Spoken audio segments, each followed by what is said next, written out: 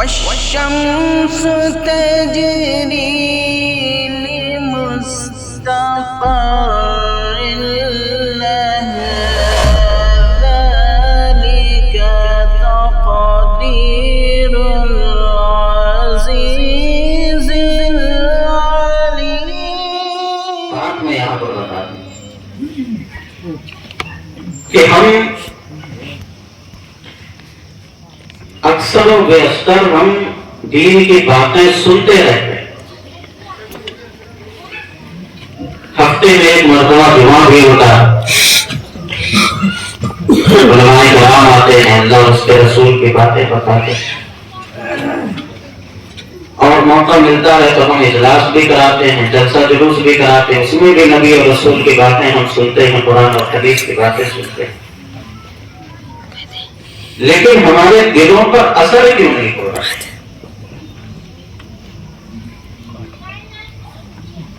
اتنی گہری گہری باتیں لوگ بیان کرتے ہیں، لیکن پھر بھی ہم سنتے ہیں لیکن ہمارے دل پر اثر نہیں ہوتا. آخر اس کی وجہ کیا ہے؟ صحابہ کرام کا معاملہ کیا تھا کہ ان کے سامنے جب کوئی چیز پیش کی جاتی، قرآن کی آیتیں جب ان کے سامنے رکھی جاتی، جہاں ڈرنے والی بات ہوتی تھی اتنا ڈرتے اللہ رب العالمین سے اور اتنا روتے تھے کہ ان کے چہرے پر داڑھی ان کی تر ہو جایا کرتی تھی آنسو سے. آج ہم بھی وہی سنتے ہیں، قرآن کی باتیں سنتے ہیں، آیت کریمہ ہم بھی سنتے ہیں، جنت اور جہنم کے بارے میں ہم بھی سنتے ہیں، لیکن ہمارے دل و دماغ پر اثر کیوں نہیں ہوتا؟ اس کی وجہ جو ہے، اگر ایسا کوئی شخص ہے کہ جسے جنت اور جہنم کے بارے میں بتایا جائے اور اس کے دل پر اثر نہ ہو،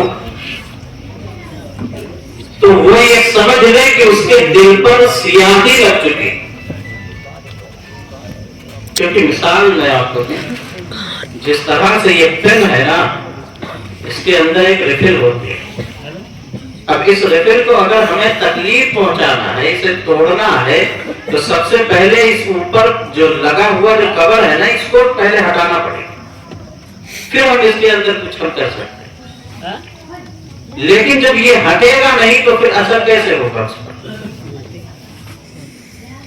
تو بالکل یہی معاملہ ہے کہ جب ہمارے سامنے قرآن اور حدیث کی باتیں جب رکھی جاتی ہیں، جنت اور جہنم کے تعلق سے جب کوئی باتیں ہوتی ہیں اور ہمارے دل پر اثر نہیں ہوتا، اس کا مطلب یہ ہے کہ ہمارے دل تک وہ بات نہیں پہنچتی ہے جیسا پہنچنی چاہیے، کیونکہ دل پر ہمارے سیاہی لگ چکی ہے. اس سیاہی کو ہمیں دور کرنا ہے. سب سے پہلے اس سیاہی کو ہمیں ختم کرنا ہے کہ بات ہمارے دل تک پہنچے، سامنے والا کہتا کیا ہے وہ ہمارے دل تک پہنچے، پھر ہمیں اثر ہوگا، پھر ہمیں احساس ہوگا کہ بھئی ہم کر کیا رہے ہیں. میرے بھائیو، یہ دنیا یہ فانی ہے، اس میں ہر آنے والی چیز ایک نہ ایک دن فنا ہوگا. انسان مٹی سے بنایا گیا اور مٹی میں ہی اسے پھر دفن کیا جائے گا، اسی میں اس کا خاتمہ. ہم اس دنیا کے لیے نہ جانے کتنی محنت کرتے ہیں، جبکہ یہ حقیقی جگہ نہیں ہے، یہ دائمی نہیں ہے، ہمیں یہاں ہمیشہ رہنا نہیں ہے. اس دنیا کو چھوڑ کر کے ہمیں جانا ہے. جو ہماری اصل منزل ہے، جو ہماری اصل زندگی جہاں پر ہے، اس کے لیے ہم کیا کر رہے ہیں؟ جو 4 دن کی زندگی ہے، ہم اس کے لیے دولت کمانے کے لیے، ایک دوسرے کو مارنے کے لیے ہم تیار ہو جاتے ہیں، ایک دوسرے کو قتل کرنے کے لیے ہم تیار ہو جاتے ہیں، صرف یہ 4 روز کی زندگی ہے. لیکن پھر اس کے بعد کیا ہوگا؟ ہم روزہ نہیں رکھتے، نماز نہیں پڑھتے، اللہ رب العالمین کے راستے میں صدقہ کو خیرات ہم نہیں کرتے، ہم اس زندگی کے لیے اپنے لیے کوئی تیاری نہیں کرتے. اور جو فنا ہونے والی ہے، جو جسے ہمیں چھوڑ کر جانا ہے، اس کے لیے ہم اپنی جان ہم دینے کے لیے تیار ہوتے ہیں۔ انسان جب اس دنیا سے رخصت ہوتا ہے نا، جب مرتا ہے انسان، تو اس کے ساتھ تین چیزیں جاتی ہیں۔ ایک رشتے دار جاتے ہیں، اور دوسرا اس کا مال جاتا ہے، اور تیسرا اس کا اعمال جاتا ہے۔ اور وہی دو چیزیں واپس آتی ہیں جس کے لیے وہ زندگی میں اپنا سب کچھ قربان کرنے کے لیے تیار ہوتا ہے۔ مال اور اولاد کے لیے بڑا فکر مند ہوتا ہے انسان، اور وہی دونوں چیزیں اسے اکیلا طرح چھوڑ کر کے واپس آ جائیں۔ اور جو اس کے ساتھ جانے والا عمل، جو اس کے ساتھ جائے گا، اس کی اسے فکر نہیں ہوتی۔ میرے بھائیوں، ہمیں فکر کرنی چاہیے آخرت کی۔ یہ دنیا ہے، یہ دفتر مکر کسی کی طرح سے یہ گزر جائے۔ ہم 3 ٹائم نہیں کھا رہے ہیں، 2 ٹائم کھائیں گے، 1 ٹائم کھائیں گے، کسی کی طرح سے یہ زندگی گزر جائے گی۔ لیکن ہمیں فکر کرنی چاہیے کہ جو آخرت کی جو زندگی ہے، جہاں ہمیشہ ہمیں رہنا، اس کی ہمیں فکر کرنی چاہیے کہ اللہ نہ کرے اگر ہم جہنم میں چلے جائیں تو پھر ہمارا کیا ہوگا۔ اس کی نجات کے لیے کہ ہم نے کوئی چیزیں تیار کر رکھی ہے۔ اللہ کے رسول جناب محمد رسول اللہ صلی اللہ علیہ وسلم نے فرمایا، جب انسان مر جاتا ہے اس کا عمل منقطع کر دیا جاتا ہے، ختم کر دیا جاتا ہے، یعنی اس کے اندر جو اختیار تھا روزہ رکھنے کی اور نماز پڑھنے کی، وہ سارے اختیار اس سے چھین لیے جاتے ہیں۔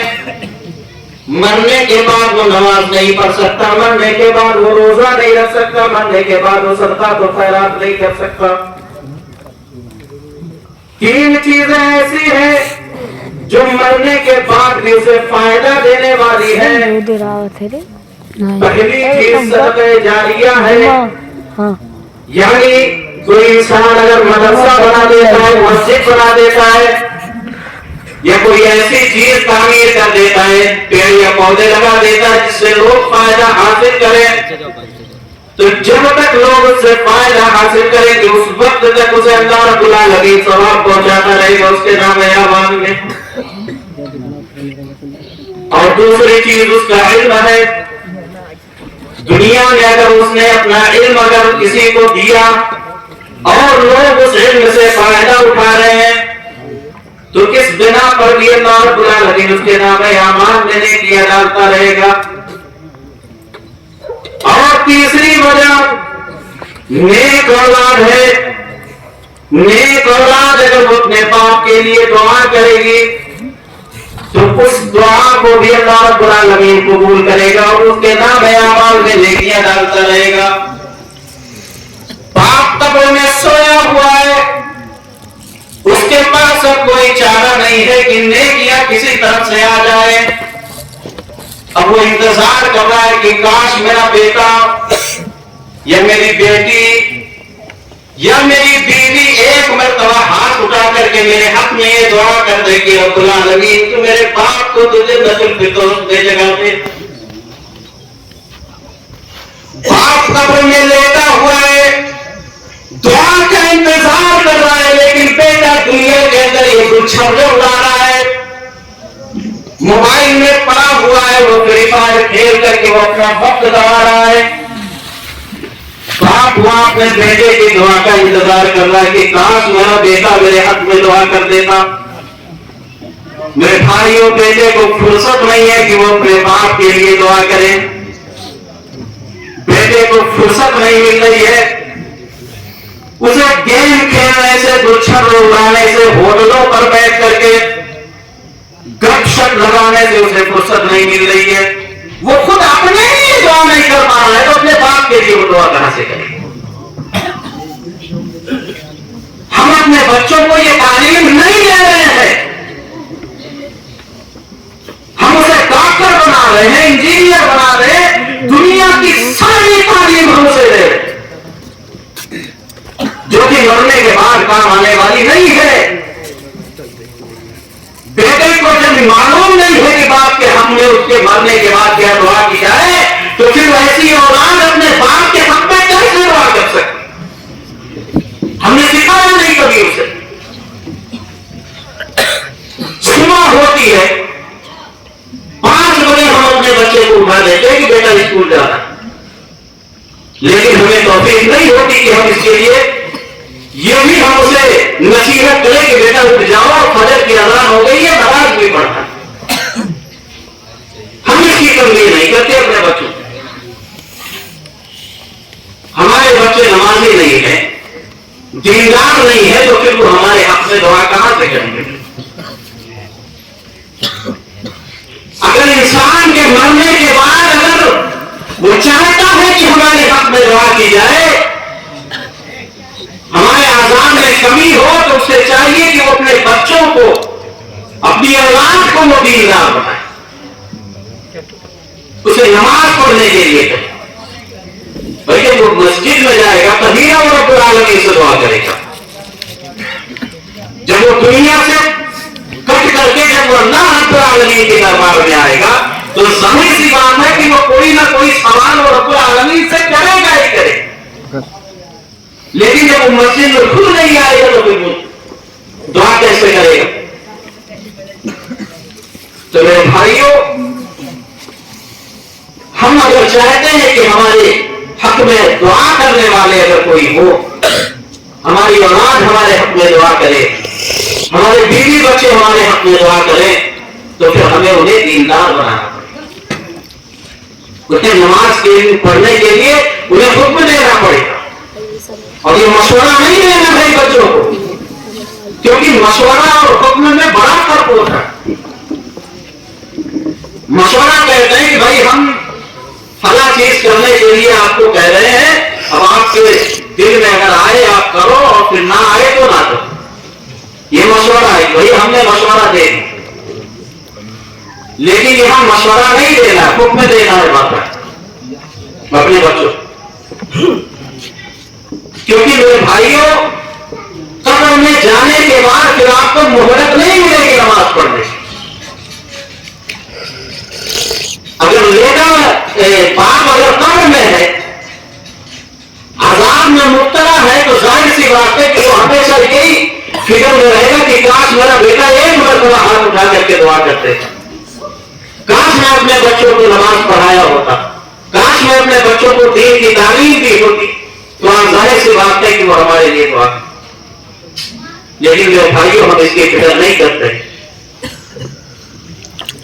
تب یہ آخرت کی سب سے پہلی منزل، سب سے پہلی منزل ہے. اگر یہ منزل آسانی سے طے ہو جائے گی نا، تو اس کے بعد جو آنے والی منزلیں ہیں یہ اس سے بھی کئی زیادہ آسان، کئی زیادہ آسان.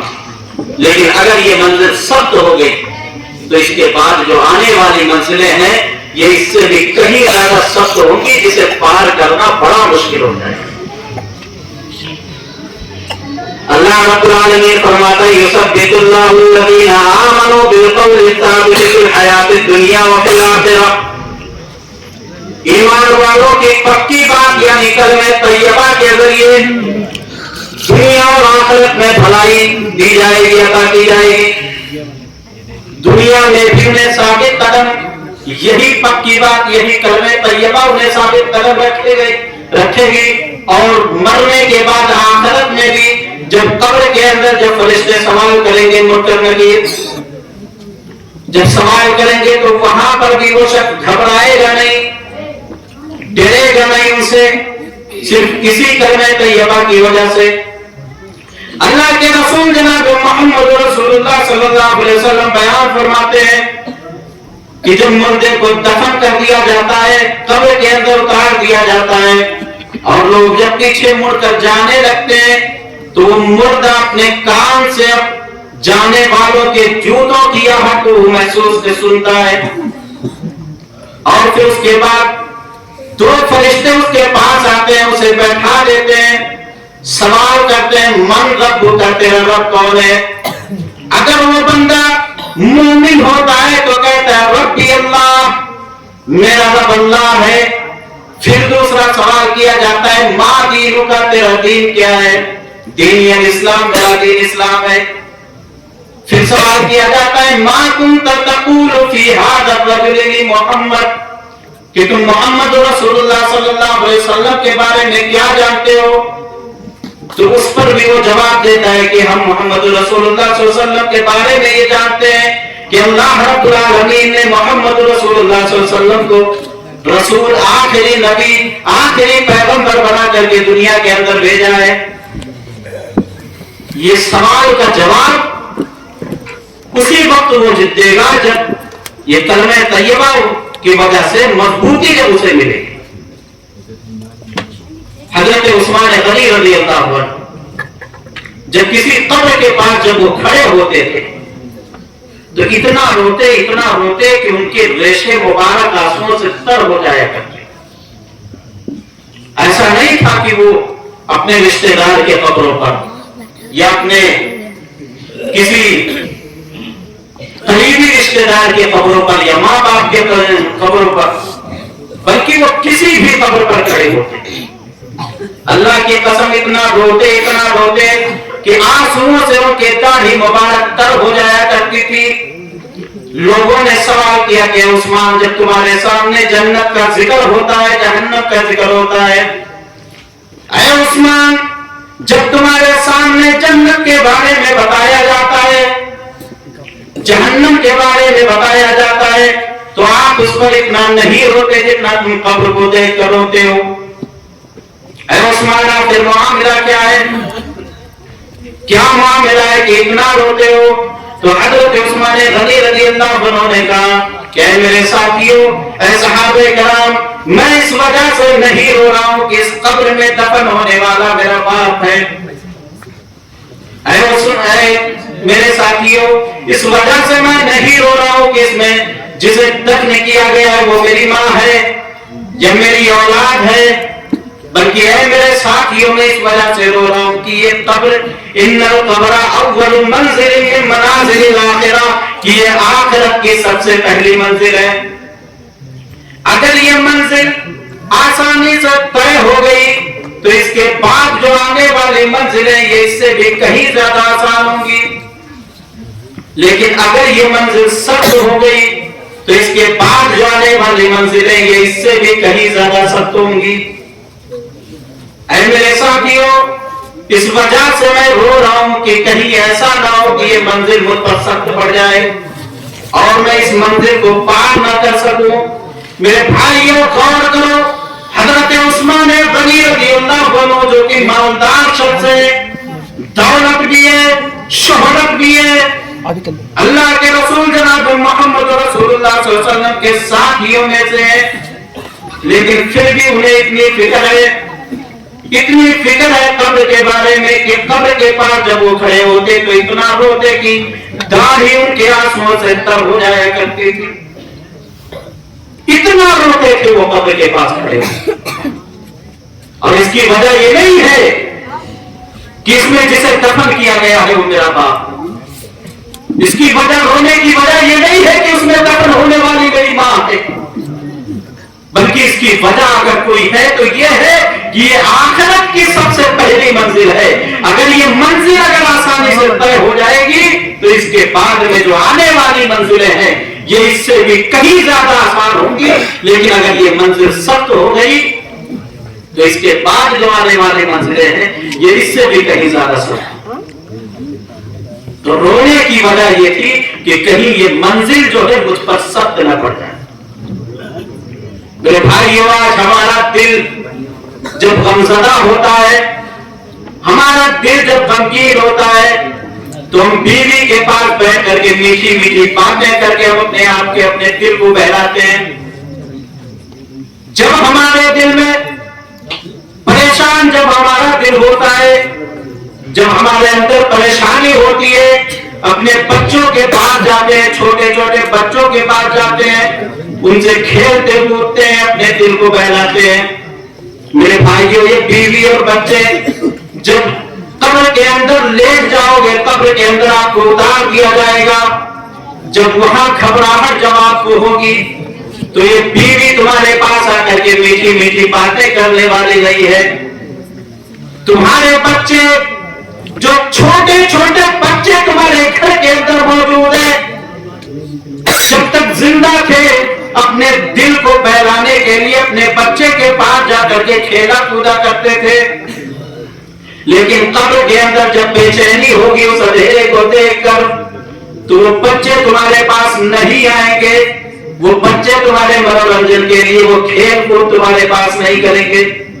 وہاں اگر کوئی چیز ہمیں کام آنے والی ہے تو وہ صرف اور صرف ہمارا نام ہے اعمال کا میرے پاس.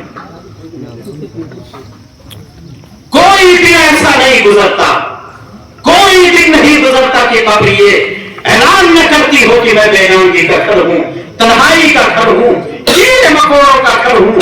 لیکن بندے مومن یا کافر جب اس قبر کے اندر جب دفن کیا جاتا ہے, اگر بندہ مومن ہوتا ہے تو قبر کہتی ہے کہ تیرا آنا مبارک ہو.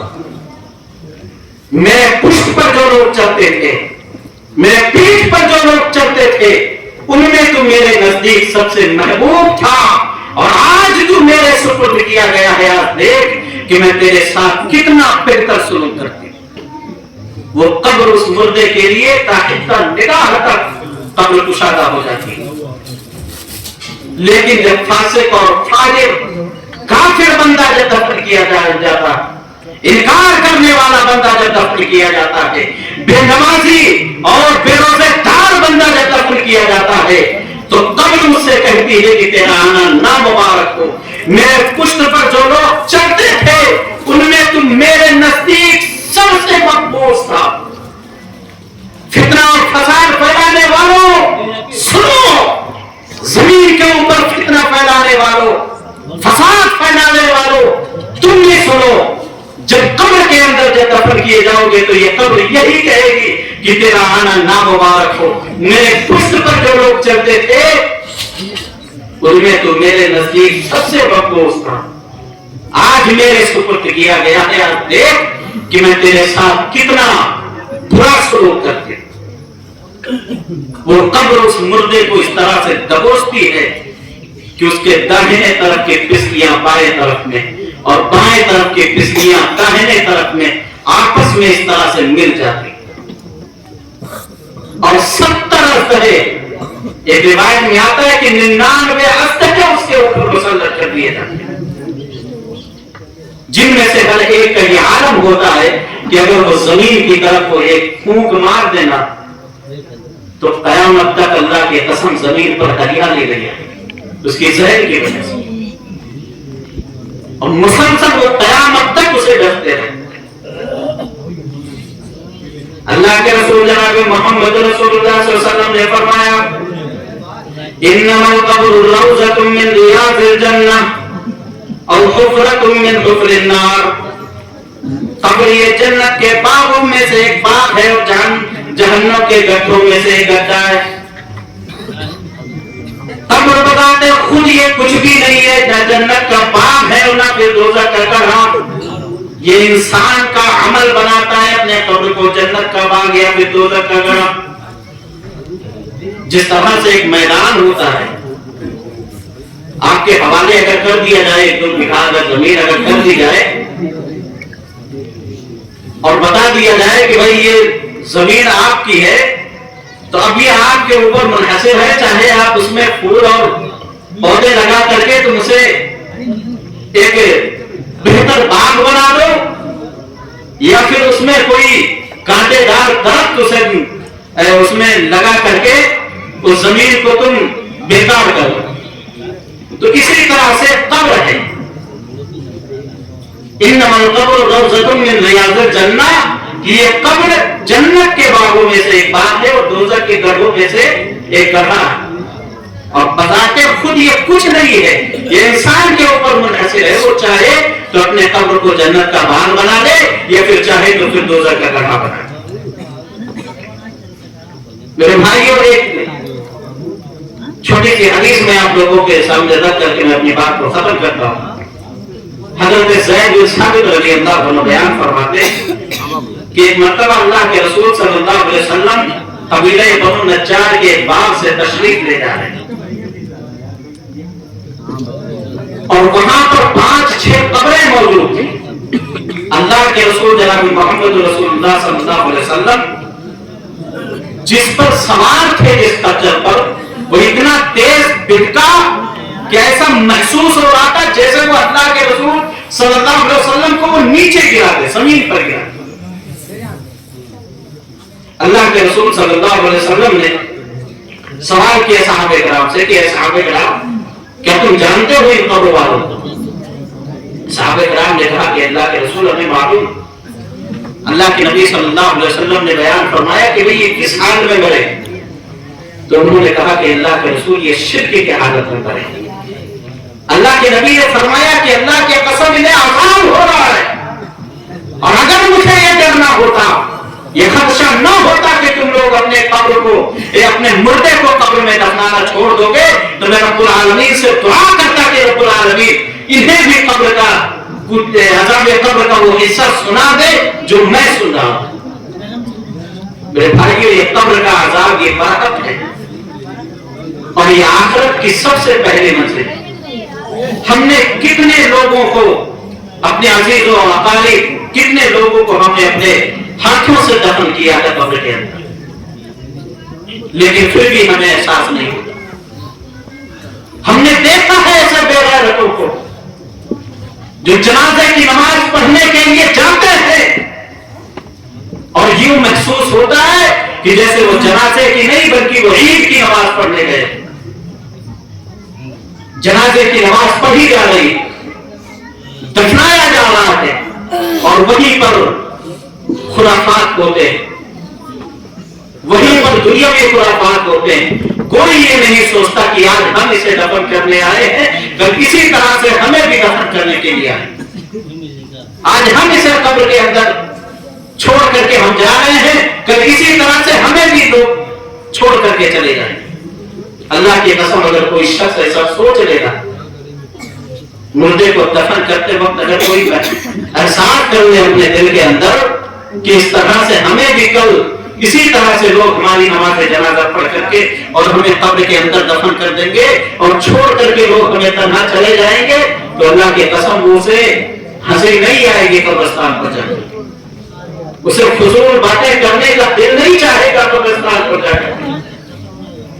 لیکن آپ نے دیکھا ہوگا بہت سارے ایسے لوگوں کو جنازے کی نماز پڑھتے ہیں اور یوں ایسا محسوس ہوتا ہے کہ جیسے وہ عید کی نماز پڑھنے آئے وہ اتنے خوش نظر آئے.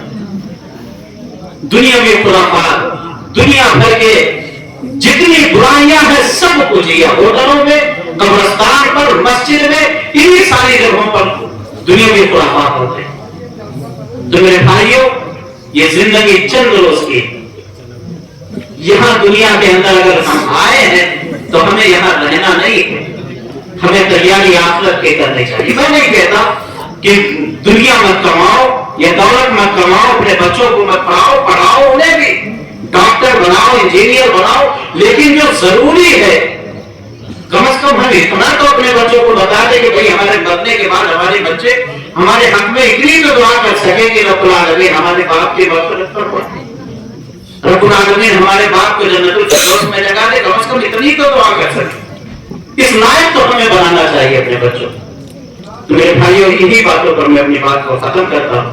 اللہ رب العالمین سے دعا کرتا ہوں میرا العالمین ہمیں قبر کے عذاب سے ہمیں محفوظ رکھے. اے رب العالمین جب تک ہمیں دنیا میں زندہ رکھیں اسلام پر قائم دائم رکھ. رب العالمین جب ہمارا خاتمہ کو دین اسلام پر ہو. اے رب العالمین جو ہم سے پہلے اس دنیا سے رخصت کر چکے اللہ ان کے قبروں میں نور سے بھر دے. رب العالمین جو لوگ مریض ہیں اللہ ان کو شفا کاملہ عاجلہ عطا فرما. آمین ثم آمین. تقبل یا رب العالمین. السلام علیکم.